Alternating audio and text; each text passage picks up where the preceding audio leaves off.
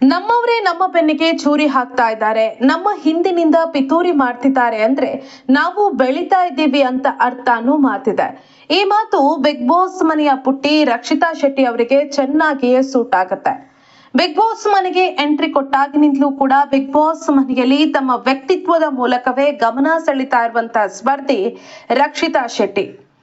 ಯಾರನ್ನೂ ಕೂಡ ಕೇರ್ ಮಾಡದೆ ನನ್ನ ಆಟ ನಾನು ಆಡ್ತೀನಿ, ನಿಮ್ಮ ಆಟ ನೀವು ಆಡಿ ಅಂತ ಯಾರ ಬಗ್ಗೆಯೂ ಕೂಡ ವೈಯಕ್ತಿಕವಾಗಿ ಯಾವುದೇ ಮಾತುಗಳನ್ನ ಆಡದೆ ತನ್ನ ಪಾಡಿಗೆ ತಾನು ಆಡ್ತಾ ಕೋಟ್ಯಾಂತರ ಕನ್ನಡಿಗರ ಮನಸ್ಸನ್ನ ಗೆದ್ದಂತಹ ಸ್ಪರ್ಧಿ ರಕ್ಷಿತಾ ಶೆಟ್ಟಿ. ರಕ್ಷಿತಾ ಶೆಟ್ಟಿ ಕೊನೆಗೂ ರಘು ಅವರನ್ನ 2ನೇ ಬಾರಿ ಬಿಗ್ ಬಾಸ್ ಮನೆಯ ಕ್ಯಾಪ್ಟನ್ ಆಗುವಲ್ಲಿ ಯಶಸ್ವಿಯಾಗಿಸಿದ್ದಾರೆ. ರಘು ಅವರನ್ನ ಸೇಫ್ ಆದಂತಹ ತಂಡದಿಂದ ನಾಮಿನೇಟೆಡ್ ಆದಂತಹ ತಂಡಕ್ಕೆ ನಾಮಿನೇಷನ್ ಮಾಡುವಂತಹ ಸಂದರ್ಭದಲ್ಲಿ ಎಲ್ಲರೂ ಕೂಡ ಅಚ್ಚರಿಯನ್ನ ವ್ಯಕ್ತಪಡಿಸಿದ್ರು.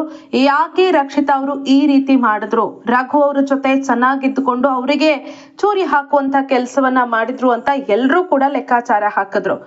ಆದ್ರೆ ಅವತ್ತು ರಕ್ಷಿತಾ ತೆಗೆದುಕೊಂಡಂತಹ ನಿರ್ಧಾರಕ್ಕೆ ಸಂಬಂಧಪಟ್ಟಂತೆ ರಿಸಲ್ಟ್ ಹೇಗ್ ಬಂದಿದೆ ಅನ್ನೋದನ್ನ ನೀವು ನೋಡ್ತಾನೆ ಇದ್ದೀರಾ. ಅವರು ಕ್ಯಾಪ್ಟನ್ ಆದ್ರು. ಇತ್ತ ರಘು ಕ್ಯಾಪ್ಟನ್ ಆಗ್ತಾ ಇದ್ದಂತೆ ಬಿಗ್ ಬಾಸ್ ಮನೆಯಲ್ಲಿ ರಕ್ಷಿತಾ ಅವರ ಜೊತೆ ಕಾಣಿಸ್ಕೊಂಡಂತಹ ಒಂದಷ್ಟು ಸ್ಪರ್ಧಿಗಳೇ ಇದೀಗ ಅವರ ವಿರುದ್ಧವಾಗಿ ಹಿಂದಿನಿಂದ ಮಾತನಾಡೋದಕ್ಕೆ ಶುರು ಮಾಡಿದ್ದಾರೆ. ಅದು ವೀಕ್ಷಕರಿಗೂ ಕೂಡ ಶಾಕ್ ಆಗಿದೆ. ರಕ್ಷಿತಾ ಶೆಟ್ಟಿ ಸ್ಟ್ರಾಂಗ್ ಕಂಟೆಸ್ಟೆಂಟ್ ಅನ್ನೋದು ಬಹುತೇಕರಿಗೆ ಇದೀಗ ಕನ್ಫರ್ಮ್ ಆಗಿದೆ. ಆಕೆ ಯಾವ ರೀತಿ ಆಟ ಆಡ್ತಾರೆ ಅನ್ನೋದನ್ನ ಅರ್ಥ ಮಾಡ್ಕೊಳ್ಳೋದೇ ಉಳಿದಂತಹ ಸ್ಪರ್ಧಿಗಳಿಗೆ ಸವಾಲಾಗಿದೆ. ಹಾಗಾಗಿ ಇದೀಗ ರಕ್ಷಿತಾ ಅವರ ವಿರುದ್ಧ ಹಿಂದಿನಿಂದ ಪಿಸು ಪಿಸು ಗುಸು ಶುರುವಾಗಿದೆ. ನಿನ್ನೆಯ ಎಪಿಸೋಡ್ ನಲ್ಲಿ ನೀವು ಗಮನಿಸಿರಬಹುದು, ಸ್ಪಂದನ ಹಾಗೆ ಕಾವ್ಯ ಶೈವ ಅವರು ರಕ್ಷಿತಾ ವಿರುದ್ಧವಾಗಿ ಹಿಂದಿನಿಂದ ಮಾತನಾಡಿದ್ದು ಸಾಕಷ್ಟು ಅಚ್ಚರಿಯನ್ನ ಮೂಡಿಸಿದೆ. ಅದಕ್ಕಿಂತ ಹೆಚ್ಚಾಗಿ ರಕ್ಷಿತಾ ಜೊತೆ ಹೆಚ್ಚಾಗಿ ಕಾಣಿಸ್ಕೊಂಡಂತಹ ಕಾವ್ಯ ಶೈವ ಅವರೇ ರಕ್ಷಿತಾ ಅವರಿಗೆ ಕಳಪೆ ಕೊಟ್ಟಿದ್ದಾರೆ. ಅವ್ರು ಕೊಟ್ಟಂತಹ ರೀಸನ್ ಅರ್ಥಪೂರ್ಣ ಅಲ್ಲ ಅನ್ನೋದು ಎಲ್ರಿಗೂ ಕೂಡ ಗೊತ್ತಿದೆ. ಜೊತೆಗೆ ಸ್ಪಂದನ ಸೋಮಣ್ಣ ಅವರು ಕೂಡ ರಕ್ಷಿತಾ ಅವರ ವಿರುದ್ಧವಾಗಿ ಕಾವ್ಯ ಶೈವ ಬಳಿ ಒಂದಷ್ಟು ವಿಚಾರಗಳನ್ನ ಮಾತನಾಡಿದ್ದು ಅಚ್ಚರಿ ಮೂಡಿಸಿದೆ.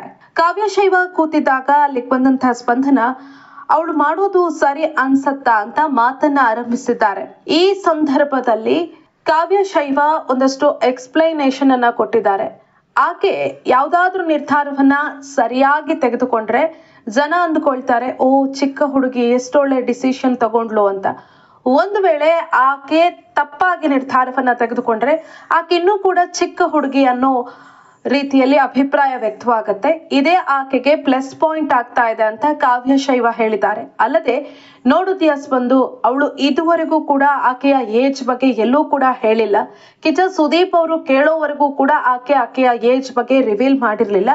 ಇದು ಆಕೆಯ ಸ್ಟ್ರಾಟಜಿ ಅನ್ನೋ ರೀತಿಯಲ್ಲಿ ಕಾವ್ಯ ಮಾತನಾಡಿದ್ದಾರೆ. ಇನ್ನು ಆಕೆ ಯಾವ ರೀತಿ ಸ್ಟ್ರಾಟಜಿ ಮಾಡ್ತಿದ್ದಾಳೆ ಅನ್ನೋದು ಕೂಡ ಅರ್ಥ ಆಗ್ತಾ ಇಲ್ಲ ಅಂತ ಹೇಳಿದ್ದಾಳೆ.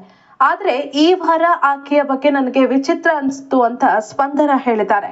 ಸ್ಪಂದನ ಹಾಗೂ ಕಾವ್ಯ ಶೈವ ರಕ್ಷಿತಾ ಬಗ್ಗೆ ಈ ರೀತಿ ಮಾತನಾಡಿದ್ದು ಸಾಕಷ್ಟು ಅಚ್ಚರಿಯನ್ನ ಮೂಡಿಸಿದೆ. ಯಾಕಂದ್ರೆ ಅವರೆಲ್ಲರೂ ಕೂಡ ಜೊತೆಯಾಗಿ ಇರ್ತಾ ಇದ್ದವರು. ಅವರೇ ಇದೀಗ ರಕ್ಷಿತಾ ವಿರುದ್ಧ ಒಂದಷ್ಟು ಮಾತುಗಳನ್ನ ಆಡಿರೋದು ರಕ್ಷಿತಾ ಸ್ಟ್ರಾಂಗ್ ಆಗ್ತಿದ್ದಾರೆ ದಿನೇ ದಿನೇ ಅನ್ನೋದನ್ನ ಕನ್ಫರ್ಮ್ ಮಾಡಿದೆ. ಅವರನ್ನ ಎದುರಿಸೋದು ಸವಾಲಾಗ್ತಾ ಇದೆ. ರಕ್ಷಿತಾನ ಮುಂದೆ ಹೇಗೆ ಆಟ ಆಡೋದು ಅನ್ನೋದು ಕಾವ್ಯ ಹಾಗೆ ಸ್ಪಂದನ ಅವರಿಗೆ ಒಂಥರ ತಲೆಯಲ್ಲಿ ಹುಳ ಬಿಟ್ಟಂಗ ಆಗಿದೆ ಅನ್ನೋದಂತೂ ಕನ್ಫರ್ಮ್ ಆಗಿ ಗೊತ್ತಾಗ್ತಾ ಇದೆ.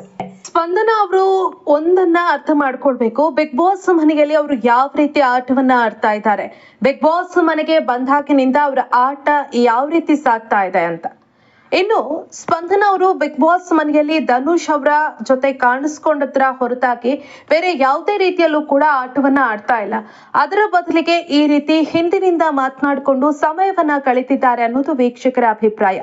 ಇನ್ನು ಈ ಹಿಂದೆ ಚಂದ್ರಪ್ರಭಾ ಅವರು ಬಿಗ್ ಬಾಸ್ ಮನೆಯಿಂದ ಹೋದ್ರು, ಮಲ್ಲಮ್ಮ ಅವರು ಹೋದ್ರು. ಅವರಿಗೆ ಕಂಪೇರ್ ಮಾಡಿದ್ರೆ ಸ್ಪಂದನ ಅಷ್ಟೇನು ಬಿಗ್ ಬಾಸ್ ಮನೆಯಲ್ಲಿ ಆಟವನ್ನ ಆಡ್ತಾ ಇಲ್ಲ. ಆದ್ರೆ ಸ್ಪಂದನ ಇನ್ನೂ ಕೂಡ ಬಿಗ್ ಬಾಸ್ ಮನೆಯಲ್ಲಿ ಇದ್ದಾರೆ ಅಂತ ವೀಕ್ಷಕರು ತಮ್ಮ ಅಭಿಪ್ರಾಯವನ್ನ ವ್ಯಕ್ತಪಡಿಸ್ತಾ ಇದ್ದಾರೆ. ಅದರಲ್ಲೂ ಕೂಡ ಅಚ್ಚರಿ ಅನ್ಸಿದ್ದು, ಈ ವಾರ ಉತ್ತಮವನ್ನ ಅಶ್ವಿನಿ ಅವರಿಗೆ ಸ್ಪಂದನ ಅವರು ಕೊಟ್ಟಿದ್ದಾರೆ. ಜೊತೆಗೆ ಅಶ್ವಿನಿ ಅವರ ಬಕೆಟ್ ಗ್ಯಾಂಗ್ ನಲ್ಲಿ ಹೆಚ್ಚಾಗಿ ಕಾಣಿಸ್ಕೊಳ್ತಾ ಇದ್ದಾರೆ ರಕ್ಷಿತಾ ಅವರ ವಿರುದ್ಧವಾಗಿ ಅವರ ಜೊತೆ ಹೋಗಿ ಮಾತನಾಡುವಂತ ಕೆಲಸವನ್ನ ಮಾಡ್ತಲೇ ಇದ್ದಾರೆ. ಹಾಗಾಗಿ ಸ್ಪಂದನ ಅವರಿಗೆ ಆಟದಲ್ಲಿ ತಮ್ಮ ತಾಕತ್ತೇನು ಅನ್ನೋದನ್ನ ತೋರಿಸೋದಕ್ಕೆ ಸಾಧ್ಯ ಆಗ್ತಾ ಇಲ್ಲ. ಹಾಗಾಗಿ ಈ ರೀತಿ ಹಿಂದಿನಿಂದ ಪಿತೂರಿ ಮಾಡಿ ರಕ್ಷಿತಾ ಬಗ್ಗೆ ಒಂದಷ್ಟು ತಪ್ಪು ಕಲ್ಪನೆಗಳನ್ನ ಮೂಡಿಸುವಂತ ಕೆಲಸವನ್ನ ಸ್ಪಂದನ ಮಾಡ್ತಿದ್ದಾರೆ ಅನ್ನೋದು ವೀಕ್ಷಕರ ಅಭಿಪ್ರಾಯ. ಆದ್ರೆ ಇದೇ ರೀತಿ ಮಾಡ್ತಾ ಹೋದ್ರೆ ಸ್ಪಂದನ ಅವರು ಬಿಗ್ ಬಾಸ್ ಮನೆಯಲ್ಲಿ ತುಂಬಾ ದಿನ ಇರೋದಿಲ್ಲ ಅನ್ನೋದು ವೀಕ್ಷಕರ ಒಂದು ಅಭಿಪ್ರಾಯ. ಸದ್ಯಕ್ಕೆ ಸ್ಪಂದನ ಹಾಗೇನೆ ಕಾವ್ಯ ಶೈವ ಅವರ ನಡೆ ವೀಕ್ಷಕರಲ್ಲಿ ಹಲವಾರು ಪ್ರಶ್ನೆಗಳನ್ನ ಹುಟ್ಟುಹಾಕಿದೆ. ಆದ್ರೆ ಇವರು ಚಾಪೆ ಕೆಳಗೆ ತೂರಿದ್ರೆ ನಾನು ರಂಗೋಲಿ ಕೆಳಗೆ ತೂರ್ತೀನಿ ಅನ್ನೋ ಕ್ಯಾರೆಕ್ಟರ್ ಅನ್ನ ಹೊಂದಿದವರು ರಕ್ಷಿತಾ. ಈಗಾಗಲೇ ಚಂದ್ರಪ್ರಭಾ ಇರುವಾಗ ಮಾತನಾಡುವಂತಹ ಸಂದರ್ಭದಲ್ಲಿ ರಕ್ಷಿತಾ ಅವರು ಹೇಳಿದ್ದಾರೆ, ನಾನು ಈ ಮನೆಯಲ್ಲಿ ಯಾರ ಜೊತೆಯೂ ಕೂಡ ತುಂಬಾ ಕ್ಲೋಸ್ ಆಗಿಲ್ಲ. ನಾನ್ ನಿಮ್ ಜೊತೆ ತುಂಬಾ ಮಾತಾಡ್ತೀನಿ ಚಂದ್ರಣ್ಣ, ಹಾಗೆ ಕೆಲವು ಮಂದಿಯ ಜೊತೆ ಅಷ್ಟೇ ನಾನು ಮಾತಾಡ್ತೀನಿ, ಕೆಲವರ ಜೊತೆ ಮಾತನಾಡ್ತೀನಿ, ಆದ್ರೆ ಎಷ್ಟು ಬೇಕು ಅಷ್ಟೇ ಅಂತ. ಆ ಹೆಸರುಗಳಲ್ಲಿ ಕಾವ್ಯ, ಸ್ಪಂದನ ಇವರೆಲ್ಲರ ಹೆಸರುಗಳು ಕೂಡ ಇತ್ತು. ಹಾಗಾಗಿ ಇವರು ಏನಾದ್ರೂ ತನ್ನ ಹಿಂದಿನಿಂದ ಪಿತೂರಿ ಮಾಡಿದ್ರು ಕೂಡ ರಕ್ಷಿತಾ ಅದನ್ನ ಸೀರಿಯಸ್ ಆಗಿ ತೆಗೆದುಕೊಳ್ಳೋದಿಲ್ಲ, ಅಥವಾ ಅದಕ್ಕೆ ತಿರುಗೇಟು ಕೊಡುವಂತಹ ಅಸ್ತ್ರ ರಕ್ಷಿತಾ ಕೈಯಲ್ಲಿ ಇರತ್ತೆ ಅನ್ನೋದಂತೂ ಪಕ್ಕ. ಯಾಕಂದ್ರೆ ಅವ್ರು ಯಾರನ್ನೂ ಕೂಡ ಇಷ್ಟೊಂದು ಅತಿಯಾಗಿ ನಂಬಿಲ್ಲ. ಅವರು ನಂಬಿರುವಂತದ್ದು ಕೆಲವು. ಮೊನ್ನೆ ಅಭಿ ಅವರ ಜೊತೆ ತುಂಬಾ ಚೆನ್ನಾಗಿ ಮಾತಾಡ್ತಾ ಇದ್ರು, ಅಭಿಯ ಜೊತೆ ಹೆಚ್ಚು ಸಮಯವನ್ನ ರಕ್ಷಿತಾ ಕಳೀತಾ ಇದ್ರು. ಆದ್ರೆ ಅಭಿಯೇ ಅವರಿಗೆ ವಿಷಕಾರಿ ಅನ್ನೋ ಒಂದು ಕ್ಯಾಪ್ಷನ್ ಅನ್ನ ಕೊಡ್ತಾರೆ. ಆ ಸಂದರ್ಭದಲ್ಲೂ ಕೂಡ ಯಾವುದೇ ರೀತಿಯಲ್ಲೂ ಕೂಡ ರಕ್ಷಿತಾ ಕುಗ್ಗಿದಂತೆ ಕಾಣಿಸ್ತಾ ಇರ್ಲಿಲ್ಲ. ಹಾಗಾಗಿ ಇವರಿಬ್ರು ಏನೇ ಮಾಡಿದ್ರು ಕೂಡ ಅದಕ್ಕೆ ತಿರುಗೇಟನ್ನ ರಕ್ಷಿತಾ ಕೊಡ್ತಾರೆ ಅನ್ನೋದು ಒಂದು ವೀಕ್ಷಕರ ಅಭಿಪ್ರಾಯ. ವೀಕ್ಷಕರೇ, ನಿಮ್ಗೇನ್ ಅನ್ಸುತ್ತೆ? ನಿನ್ನೆ ಸ್ಪಂದನ ಹಾಗೆ ಕಾವ್ಯ ಶೈವ ರಕ್ಷಿತಾ ವಿರುದ್ಧ ಮಾತನಾಡಿದ್ರ ಬಗ್ಗೆ ನಿಮ್ಮ ಅಭಿಪ್ರಾಯ ಏನು?